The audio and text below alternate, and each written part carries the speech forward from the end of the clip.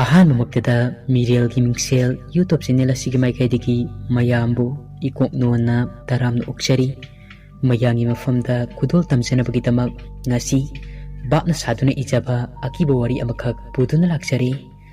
ꯋꯥꯔꯤ ꯑꯁꯤꯒꯤ ꯃꯃꯤꯡꯗꯤ ꯈꯣꯡꯅꯥꯡ ꯃꯁꯥ ꯑꯗꯨꯗ꯫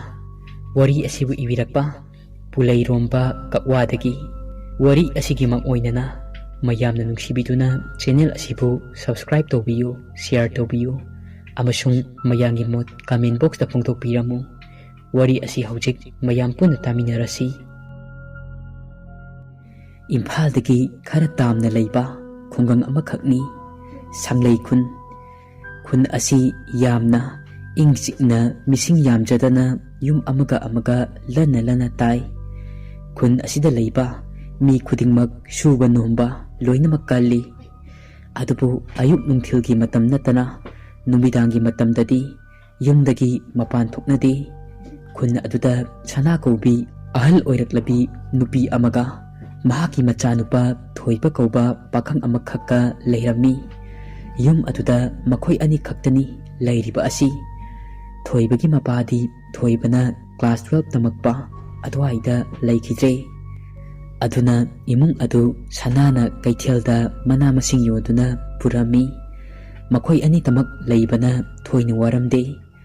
ꯑꯗꯨꯕꯨ ꯁꯅꯥ ꯃꯈꯣꯏꯒꯤ ꯈꯨꯜ ꯑꯗꯨꯗ ꯂꯩꯕ ꯃꯤ ꯀꯌꯥꯒꯗꯤ ꯂꯣꯏꯅꯔꯝꯗꯦ꯫ ꯃꯔꯝꯗꯤ ꯃꯍꯥꯛ ꯃꯌꯥꯡ ꯈꯔ ꯀꯪꯉꯤ, ꯃꯃꯥꯏ ꯀꯣꯞꯄꯤ, ꯃꯃꯤꯠ ꯀꯨꯠꯂꯒ ꯂꯥꯎꯏ꯫ ꯃꯍꯥꯛꯀꯤ ꯃꯃꯤꯠ ꯑꯗꯨ ꯃꯨꯁꯨꯛ ꯃꯨꯏ, ꯃꯤꯅ ꯍꯦꯛ ꯎꯕꯗ ꯊꯧꯇꯛ ꯆꯥꯕ ꯁꯛꯐꯝꯅꯤ꯫ ꯊꯣꯏꯕ ꯈꯨꯜ ꯑꯁꯤꯃꯛꯇꯒꯤ ꯑꯕꯦ ꯀꯧꯕꯤ ꯂꯩꯁꯥꯕꯤ ꯃꯁꯛ ꯃꯇꯧ ꯐꯖꯕꯤ ꯑꯃꯈꯛꯀ ꯌꯥꯝꯅ ꯅꯨꯡꯁꯤꯖꯔꯝꯃꯤ꯫ ꯃꯈꯣꯏ ꯑꯅꯤ ꯄꯤꯛꯂꯤꯉꯩꯗꯒꯤ ꯍꯧꯅ ꯅꯨꯡꯁꯤꯅꯖꯔꯛꯄꯅꯤ꯫ ꯑꯗꯨꯅ ꯃꯈꯣꯏ ꯑꯅꯤꯒꯤ ꯅꯨꯡꯁꯤꯅꯕ ꯈꯨꯜ ꯑꯗꯨꯗ ꯈꯪꯗꯕ ꯀꯅꯥꯁꯨ ꯂꯩꯔꯝꯗꯦ꯫ ꯈꯣꯡꯅꯥꯡ ꯑꯆꯧꯕ ꯍꯥꯏꯔꯤꯕ ꯃꯐꯝ ꯑꯁꯤ ꯊꯣꯏꯕ ꯍꯣꯏꯒꯤ ꯌꯨꯝ ꯌꯧꯔꯝꯗꯥꯏ ꯂꯝꯍꯥꯡ ꯑꯃꯅꯤ꯫ ꯃꯐꯝ ꯑꯗꯨꯗ ꯈꯣꯡꯅꯥꯡ ꯑꯆꯧꯕ ꯑꯃ ꯍꯧꯏ꯫ ꯑꯗꯨꯒ ꯃꯐꯝ ꯑꯗꯨ ꯃꯝꯈ꯭ꯔꯕꯗꯤ ꯈꯨꯜ ꯑꯗꯨꯒꯤ ꯃꯤꯑꯣꯏ ꯑꯃꯠꯇ ꯂꯥꯟꯗꯨꯅ ꯆꯠꯅꯔꯝꯗꯦ꯫ ꯃꯐꯝ ꯑꯗꯨ ꯃꯌꯥꯝꯅ ꯈꯔ ꯍꯥꯏꯅꯕ ꯃꯐꯝ ꯑꯃꯅꯤ꯫ ꯀꯔꯤꯒꯨꯝꯕ ꯈꯔ ꯇꯧꯏ, ꯂꯥꯏ ꯐꯠꯇꯕ ꯂꯩ ꯑꯁꯤ ꯍꯥꯏꯗꯨꯅ ꯃꯌꯥꯝꯅ ꯍꯥꯏꯅꯕ ꯃꯐꯝ ꯑꯃꯅꯤ꯫ ꯑꯗꯨꯕꯨ ꯅꯣꯡꯃ ꯊꯣꯏꯕꯒꯤ ꯃꯃꯥ ꯑꯗꯨ ꯃꯝꯁꯤꯜꯂꯛꯂ ꯐꯥꯎꯕ ꯀꯩꯊꯦꯜ ꯀꯨꯝꯃꯛꯂꯝꯗꯦ꯫ ꯊꯣꯏꯕ ꯃꯃꯥꯕꯨ ꯉꯥꯏꯖꯔꯝꯃꯤ꯫ ꯊꯣꯏꯕꯅ ꯅꯨꯡꯇꯤꯒꯤꯗꯤ ꯏꯃꯥꯁꯦ ꯍꯜꯂꯛꯄ ꯃꯇꯝ ꯍꯦꯜꯂꯕꯅꯤ, ꯅꯍꯥꯟꯈꯩꯒꯤꯗꯤ ꯅꯨꯃꯤꯠꯅ ꯁꯨꯃꯥꯡ ꯃꯇꯣꯜ ꯌꯧꯔꯛꯄꯗ ꯍꯜꯂꯛꯄꯅꯤ, ꯑꯗꯨꯒ ꯉꯁꯤꯅ ꯀꯩꯗꯧꯔꯕꯖꯥꯠꯅꯣ ꯑꯁꯤ ꯍꯥꯏꯗꯨꯅ ꯃꯊꯟꯇ ꯁꯣꯟꯖꯔꯝꯃꯤ꯫ ꯑꯗꯨꯗꯒꯤ ꯊꯣꯏꯕ ꯃꯃꯥꯕꯨ ꯌꯦꯡꯕ ꯊꯣꯛꯂꯛꯏ꯫ ꯑꯁꯨꯝ ꯂꯥꯛꯄꯅ ꯊꯣꯏꯕ ꯈꯣꯡꯅꯥꯡ ꯑꯆꯧꯕ ꯌꯧꯔꯛꯀꯗꯧꯔꯦ, ꯈꯔꯗꯤ ꯋꯥꯠꯂꯤ꯫ ꯑꯗꯨꯕꯨ ꯃꯐꯝ ꯑꯗꯨꯗꯒꯤꯗꯤ ꯎꯔꯕꯅꯤ꯫ ꯊꯣꯏꯕꯅ ꯆꯠꯅ ꯆꯠꯅ ꯂꯥꯞꯅ ꯀꯅꯥꯒꯨꯝꯕ ꯑꯃ ꯂꯥꯛꯄ ꯑꯗꯨ ꯎꯔꯝꯃꯤ꯫ ꯊꯣꯏꯕꯁꯨ ꯑꯁꯨꯝ ꯆꯠꯂꯤ꯫ ꯂꯥꯛꯂꯤꯕ ꯃꯍꯥꯛ ꯑꯗꯨꯁꯨ ꯑꯁꯨꯝ ꯅꯛꯁꯤꯜꯂꯛꯏ꯫ ꯈꯣꯡꯅꯥꯡ ꯑꯆꯧꯕ ꯑꯗꯨ ꯂꯥꯟꯊꯣꯔꯛꯂꯦ꯫ ꯃꯥꯡꯗ ꯂꯥꯛꯂꯤꯕ ꯃꯤꯁꯛ ꯑꯗꯨ ꯎꯔꯦ꯫ ꯊꯣꯏꯕꯁꯨ ꯃꯤꯁꯛ ꯑꯗꯨ ꯃꯃꯥꯅꯤ ꯍꯥꯏꯕ ꯈꯪꯂꯗꯨꯅ ꯆꯦꯟꯁꯤꯜꯂꯤ ꯃꯃꯥ ꯇꯝꯅ꯫ ꯑꯗꯨꯒ ꯊꯣꯏꯕꯅ ꯃꯃꯥꯗ ꯍꯥꯏꯔꯝꯃꯤ, ꯏꯃꯥ ꯀꯩꯗꯧꯔꯒꯦ ꯉꯁꯤꯗꯤ ꯊꯦꯡꯂꯛꯂꯗꯤ? ꯃꯃꯥ ꯑꯗꯨ ꯋꯥꯗꯤ ꯉꯥꯡꯗ ꯊꯣꯏꯕꯗ ꯃꯨꯁꯤꯟ ꯃꯨꯅ ꯃꯃꯤꯠ ꯑꯗꯨꯅ ꯌꯦꯡꯂꯝꯂꯒ ꯊꯣꯏꯕꯒꯤ ꯃꯥꯡ ꯊꯥꯅ ꯆꯠꯈ꯭ꯔꯦ꯫ ꯊꯣꯏꯕꯅ ꯃꯃꯥ ꯑꯗꯨ ꯁꯥꯎꯔꯕ ꯃꯥꯜꯂꯦ, ꯑꯣꯛꯄ ꯊꯣꯛꯂꯛꯇꯕꯒꯤ ꯁꯥꯎꯔꯤꯕꯅꯤ ꯈꯟꯗꯨꯅ ꯊꯣꯏꯕꯁꯨ ꯋꯥ ꯉꯥꯡꯗꯅ ꯃꯃꯥꯒꯤ ꯇꯨꯡ ꯏꯟꯗꯨꯅ ꯆꯠꯂꯤ꯫ ꯑꯁꯨꯝꯅ ꯂꯥꯛꯄꯅ ꯌꯨꯝ ꯌꯧꯔꯦ꯫ ꯅꯨꯃꯤꯗꯥꯡ ꯑꯗꯨꯃꯗꯤ ꯊꯣꯏꯕꯅ ꯆꯥꯛ ꯊꯣꯡꯂꯦ꯫ ꯑꯗꯨꯒ ꯆꯥꯃꯤꯟꯅꯗꯨꯅ ꯅꯨꯃꯤꯠꯇꯨꯃꯗꯤ ꯍꯧꯈ꯭ꯔꯦ꯫ ꯅꯨꯃꯤꯠ ꯑꯗꯨꯒꯤ ꯅꯣꯡꯉꯥꯟꯕꯗ ꯁꯅꯥꯗꯨ ꯀꯩꯊꯦꯜ ꯆꯠꯇ꯭ꯔꯦ, ꯃꯁꯥ ꯅꯨꯡꯉꯥꯏꯇꯦ ꯍꯥꯏꯗꯨꯅ꯫ ꯊꯣꯏꯕ ꯑꯌꯨꯛꯀꯤ ꯆꯥꯛꯁꯨ ꯃꯥꯅ ꯊꯣꯡꯂꯦ꯫ ꯅꯨꯡꯊꯤꯜꯒꯤ ꯃꯇꯝꯅꯤ꯫ ꯃꯃꯥ ꯁꯅꯥꯅ ꯊꯣꯏꯕꯕꯨ ꯀꯧꯏ꯫ ꯊꯣꯏꯕꯁꯨ ꯃꯃꯥꯒꯤ ꯅꯥꯛꯇ ꯂꯥꯛꯏ꯫ ꯑꯗꯨꯒ ꯀꯩ ꯍꯥꯏꯒꯦ ꯍꯥꯏꯗꯨꯅ ꯍꯪꯉꯤ꯫ ꯁꯅꯥꯅ, ꯏꯕꯨꯡꯉꯣ, ꯏꯃꯥꯁꯦ ꯑꯍꯜ ꯑꯣꯏꯔꯕꯅꯤꯀꯣ, ꯅꯃꯥ ꯁꯣꯜꯂꯁꯤ ꯐꯥꯎꯕ ꯏꯆꯥꯒꯤ ꯃꯤꯠꯇꯗꯤ ꯅꯃꯥꯁꯦ ꯃꯧ ꯃꯆꯥ ꯑꯃꯗꯧꯅ ꯎꯔꯤꯕ꯭ꯔꯥ? ꯊꯣꯏꯕꯅ, ꯀꯔꯤꯅꯣ ꯏꯃꯥ, ꯏꯃꯥꯕꯨ ꯀꯩꯗꯧꯔꯒꯦ? ꯁꯅꯥꯅ, ꯀꯩꯁꯨ ꯇꯧꯗꯦ, ꯀꯩꯁꯨ ꯇꯧꯗꯦ꯫ ꯅꯃꯥꯅ ꯍꯛꯆꯥꯡ ꯉꯝꯗ꯭ꯔꯤꯕꯁꯦ ꯏꯃꯧ ꯑꯗꯨ ꯂꯩꯖꯔꯕꯗꯤ ꯏꯃꯥ ꯀꯔꯤ ꯀꯝꯗꯧꯔꯤ ꯍꯥꯏꯗꯅꯗꯤ ꯍꯪꯂꯅꯤꯗꯅ, ꯑꯗꯨꯁꯨ ꯐꯪꯗ꯭ꯔꯦ꯫ ꯑꯗꯨꯒ Isa ama leibjaba asisu ima kamai tauri fajana amukta hangde namase siramdai fauba hek wahallibanine thoibana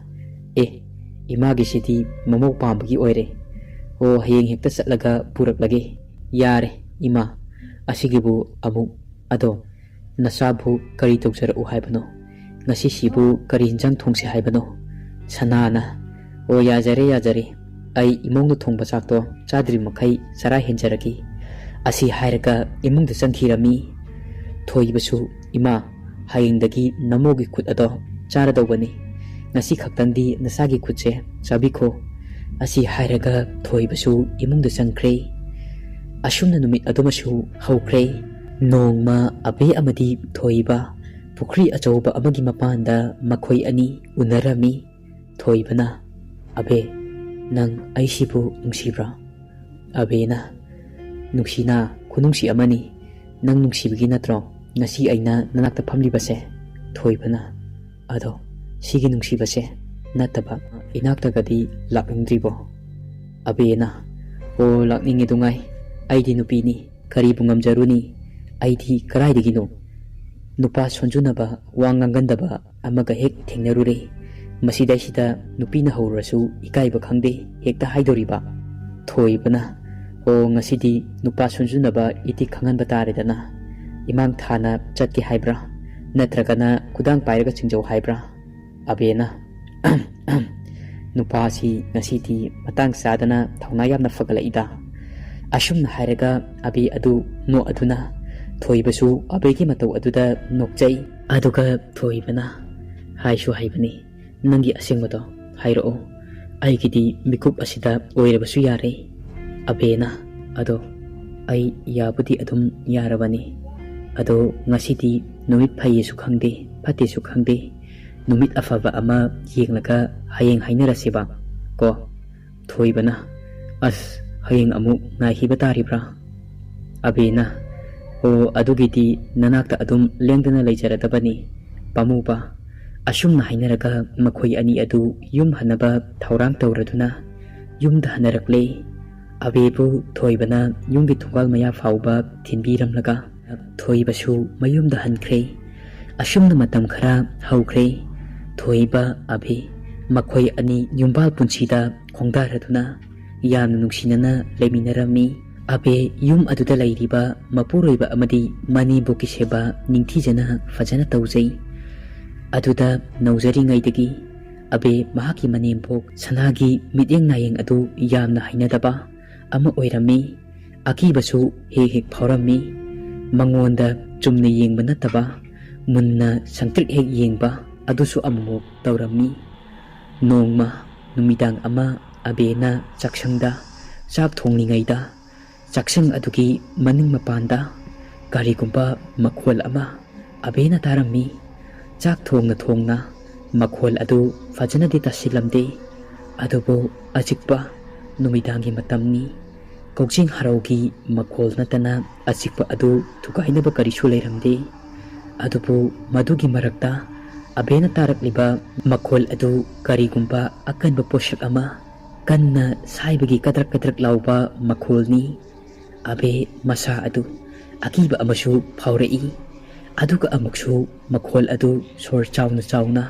fonbagi matau amasu yauraklami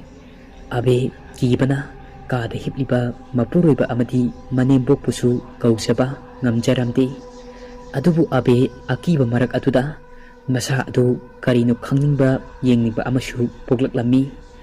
abe yenglagi khanduna maning thong tamna lai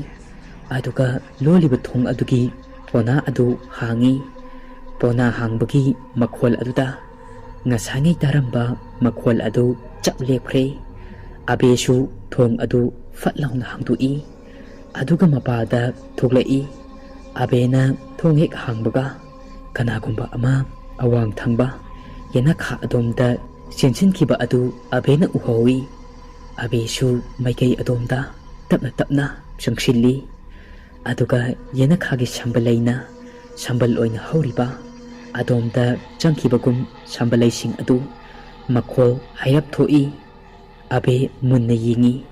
adubu kanasu uramde masadasu akiba kharadi fauraklami karino haibadi khangdabanina abena adumak leptuna leiringaida tumlomdagi khut amana abegi lingjumda tap launa pairakpada abe akiba pakatpagana masindagi ima hairaga khangchong chungkhatli aduga abena mamai adu onsinduna yengakpada mapuroibana nangdi amamba asida maning asida kaidoramliba abena hawdongla kainoma asida kainoma sairaga leiba ado yengba tholakpani thoibana lao ai chak lami chaksi loisul lao asi haiduna makhoi ani imungda changduna chak loisin minare chak adusu thiba loire abena maning pokpu kauba kad sangai abe ka yobaga ima haiduna kawi mama adu kumlaktaba aduda abe tumlamnani khanduna mama gi phamung adu tamna changsili aduga khalliba kangal adu haidui matam adudadi mama di tumlamdre abena imadi kai chatkhraja hairingai tanja aduda tunglomdagi mahaki lingjumda khut amana tap launa pairaklaga kaidorino ibema hairei abe khangprek khangna onthorei aduga mama adu chap yungna mamit adu sangtokna yengnaga leptuna leirami abena ima chak sarasina kauba sanglapani lakpiro ima chak cha thurasi hairamlaga abi adu pakhatpoi lakpoi thuna thoklai adudagi makhoi chak chanare adubu abedi masada nasigi akiba pakatpa thaudoksing aduna masa adu khoktak chak thoina chasinba yaramde abena mamada haifet yengkhalakpa matam adudadi mamadu abeda munna sangtrik yenglaga lairami abe haifet khangi mityeng aduda abena hik yengakpagadi mama adu lukthakre adudagi chak chaba loiraduna loisille mapuroibasu abena ngaibiyu haiduna ngaihalle aduga thabak loinamak loisilamaduna makhoi ani tumba karomda lae makhoi anina yumna yorakpada thoibana abe nang changlamo ai mapanda amukta thokige asi hairamnaga thoibasu mapanda thokre abesu hoi hairaduna karomda changkhre aduga thoibasu mapalomda adumak thokre abe fam semladuna hipthare abe hipna ngasaidigi thokriba mayam adu urai aduga ningsingai masa adu umang karaklami abena hipliba ka adugi faklangi famung aduga yamna nakna thai tanja aduda mapal lomdagi khonjel amana faklangda tap napsilaktuna abe haiduna kauraklami abesu tarami adubu abe karisu khumlamde aduga amukasu kauraklami abe haiduna khonjel adu yamna akiba khonjelni khonjel chu fajana thoktraba kiri lauba khonjel amadani kaurakliba adudagi abe akibana sum henjelaklami masa adu lengba fauba ngamjelaktre tanja aduda mapal mangol lomdagi abe haiduna kanna kauraklami khonjel adudi mapuroibagi khonjel oirami abe mapuroiba changnaktri khangladuna hiblambadagi hawgal aduna thoklai abena thoklakpa matamda thong adu pona lonsilamle abe thong hangtoi aduga mapuroibabu thoiba mapalda leptuna leirami thoibana khara saurapna ngasaidigi kauribase tadabro kaigino mapan thoki khangna thonglolamisibo karigino wai si hairamlaga thoiba ka tamna changkhirami abegi mafamdadi yamna ngakpa amani abesu thong adu lonsilamlaga changai thoiba famung aduda famduna leirami abesu manakta changduna phammi aduga abena hairi da ai thong lonsindi aidi dadana mapana thokibaga kada adumak changle aduga adum hippe aduda thoibana amu hairi adudi kanana lonsilmliba imana oira jala Abena, oiramani adudi, imana, ado, da, aiwa amta haigi, thoibana, hayo karino. Abena, da, ngasi se, asi hairaga ngasai chak thongi ngaidagi,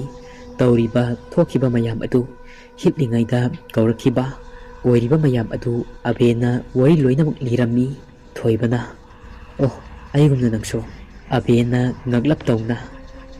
Da, nangso kaidaurage, haina hangai, thoibana. Abe, aina mapan thokpado, aduda, aise, mapan thokningai, khongyamna kanna hamningai, aduda, ai imung changmusida haina taubani, aduga aina khongrau poketa, sum humjinbada, lighter ama yaurami, adudagi aina si oiradi adumak chatlage, asi haiduna maninglomda, Yenakhadagi chatli, aishu khong ado, yamna kanna hamninglakpadagi, thuna chatli, aduga aigi tungda, kanagumba ama inarakpagumnasu taurai, ai khong hamningbagi mayaina, karimata khanjiludana, letrin tamna adumak chatli, adudagi ai manung changduna famle, manung yobadagi ai gyan khara tare, aduga aina manungda, famlingaida, mapanda karigumba ama, suru naiba amagi khonjel ama tarai, ai karino haiduna munna tarami, aduga amuk letringi faklang aduda thinboy khotboy amuk taurai, ai akiba ama phaurai, aduga amuk mapaldagi thoiba haiduna nasol pikna kaurai, ai amuka hena kire, aduga amuksu loirabo thoiba loirabo haiduna hairai, ai manung aduda lengba fawba ngamsilaktre, kibana humang adapi kakhalai, ai kina manungda kuina laithokpa, chumloroi thuna thoklaki khanduna ai losilladuna mapalda thoklai, aina thoklaktuna torch light adu macha aduna round adu haifet kaptuna yengi, adubu akoibadadi karisu uramde, kanasu laite, adudagi ai thuna yum nangnaba lai, aduga aina mangol yorok aduna thong hange tawba matamdadi thongse amuk lonsilaga leirami, ai nang kauribado, asumna thoibana warising adu lirami, adudagi thoibana yum asida, karigumba kharadi leire, masi maiba amadi tanadaba yaroi, asi hairami, adudagi makhoi potharasi hainaduna tumnaba hotnare, adubu paknadi tumthaba yaramde, adubu matam adu thengzilakpana khanghaudre, adumak tumthanakre makhoi animak. Mathangi numita thoiba thangnaba khulda leiba, maiba kenibu kauba laklami, adubu thoibana maiba kauba lakiba, adu mamadadi karisu taklamde, adugi maramda mamada kaisu hairudre, maramdi magi nupi abena hairunu haiduna, thoibasu hairoi khanduna lakpani, thoiba maiba kauba lakpana, maibagi yum adu yaurakle, maibagi yum adu yauraduna changakpada, yum adugi mangolda ahal oirabi nupi ama famduna leirami, ahal aduda thoibana, ima oja maibabu leibidabra, ahal aduna ibungo, madi laite, isa nupi gi manakta ngaran chakhine, thoibana, ado ima ojabu kari numita kadi halakani khangbibra, ahal nupi aduna, ibungo noi pabungdo hayengdi halakpa yaini, asi haiduna hairami, thoibana, adudi ima nacha hayeng amuk lakjarage, nasigidi nacha yaujarage, asi haiduna thoiba mayumda halai, thoiba mayum yauraduna thongaldagi asum changlakpada, lapna mangolda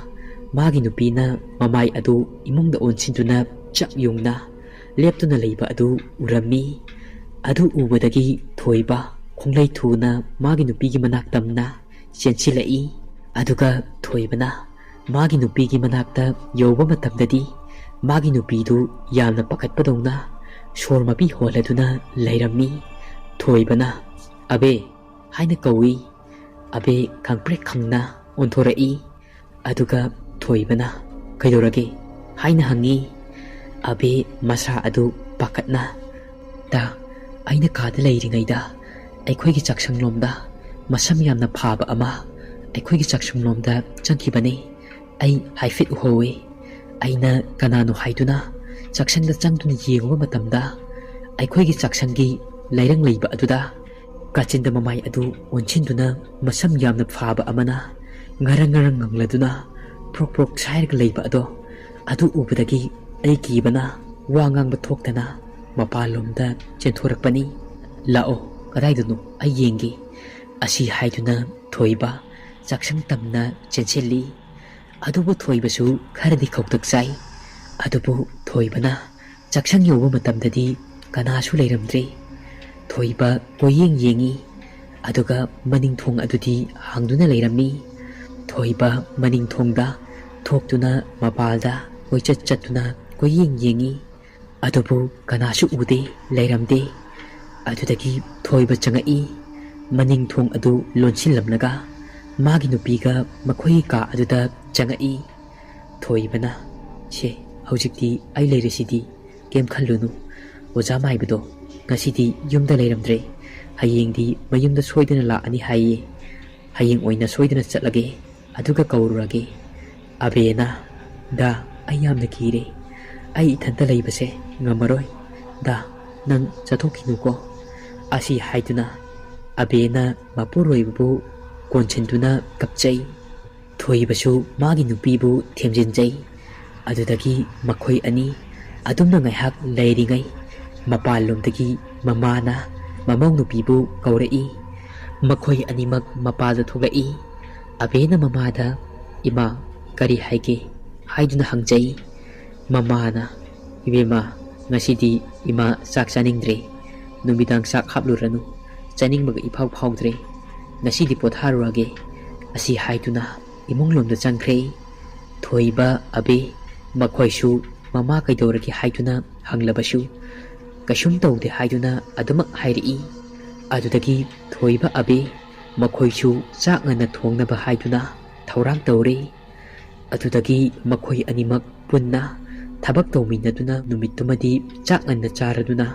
ꯉꯟꯅ ꯄꯣꯊꯥꯅꯔꯝꯃꯤ꯫ ꯃꯈꯣꯏ ꯑꯅꯤꯃꯛ ꯍꯤꯞꯂꯒ ꯑꯗꯨꯃꯛ ꯇꯨꯝꯊꯅꯔꯝꯃꯤ꯫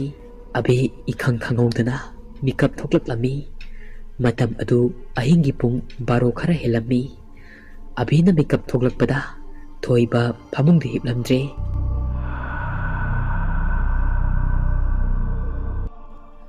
ꯋꯥꯔꯤ ꯑꯁꯤꯒꯤ ꯑꯍꯥꯟꯕ ꯁꯔꯨꯛ ꯃꯇꯥꯡ ꯑꯁꯤꯗ ꯂꯣꯏꯖꯔꯦ꯫ ꯋꯥꯔꯤ ꯑꯁꯤ ꯄꯥꯊꯣꯛꯆꯕ ꯃꯇꯝꯗ ꯁꯣꯏꯈꯤ ꯂꯥꯟꯈꯤꯕ ꯌꯥꯎꯔꯕꯁꯨ ꯃꯌꯥꯝꯅ ꯉꯥꯛꯄꯤꯒꯅꯤ꯫ ꯋꯥꯔꯤ ꯑꯁꯤꯒꯤ ꯃꯇꯨꯡ ꯇꯥꯕ ꯁꯔꯨꯛꯇ ꯀꯔꯤ ꯀꯔꯝ ꯇꯧꯔꯛꯀꯗꯕ ꯍꯥꯏꯕꯗꯨ ꯃꯌꯥꯝ ꯄꯨꯟꯅ ꯉꯥꯏꯃꯤꯟꯅꯁꯤ꯫